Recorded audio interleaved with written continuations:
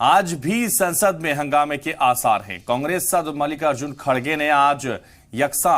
नजरियात वाली अपोजिशन जमातों के लीडरान की मीटिंग बुला ली है और मीटिंग में ऐवान में चर्चा के लिए हिकमत अमली बनाई जाएगी। वहीं हिंडनबर्ग की रिपोर्ट के बाद से ही अडानी ग्रुप और पीएम मोदी पर लगातार हमलावर अपोजिशन की मांग है कि इस मुद्दे की जांच के लिए जेपीसी की तश्कील दी जाए।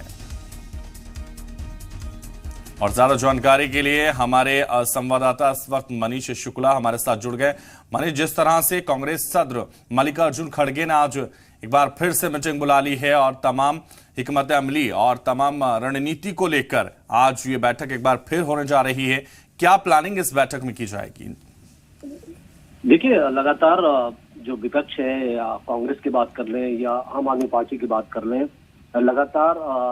सरकार को घेरने की पूरी तैयारी की जा रही है, क्योंकि हमने देखा कि अडानी मुद्दे को लेकर के खास तौर पे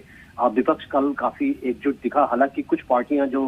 पीडी तक मार्च किया उसमें कुछ पार्टियां शामिल नहीं थी अपोजिशन में, लेकिन फिर भी कल एक तरीके से इसी बहाने विपक्षी एकता और इसके साथ साथ अडानी मुद्दे के ऊपर सरकार को घेरने की तैयारी है। दूसरी बड़ी बात की जो कल भी इसी तरीके से मीटिंग हुई थी और आज भी यही मीटिंग की जा रही है, क्योंकि ये बिल्कुल तय लग रहा है कि पार्लियामेंट में दोनों तरफ, यानी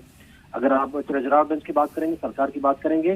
तो वो भी राहुल गांधी के जो विदेश में दिया बयान है उसको लेकर के कांग्रेस पार्टी पर राहुल गांधी भी निशाना साध रहे हैं। अभी थोड़ी देर में ही किरण रिजिजू की भी प्रेस कॉन्फ्रेंस होने वाली है इसी मुद्दे को लेकर के राहुल गांधी माफी मांगे। वहीं पर दूसरे साइड में अगर अपोजिशन की बात करें तो वो भी काफी हंगामा कर रहे हैं और आप देखें तो लगातार 3 दिन तक पार्लियामेंट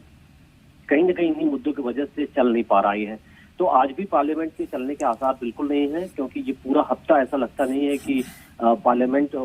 चल पाएगी, क्योंकि दोनों साइड से हंगामा हो रहा है। लेकिन ऑब्वियस अगर आप विपक्ष की बात करेंगे या मल्लिकार्जुन खड़गे और कांग्रेस की बात करेंगे तो एक दोबारा इस तरीके की मीटिंग की गई है।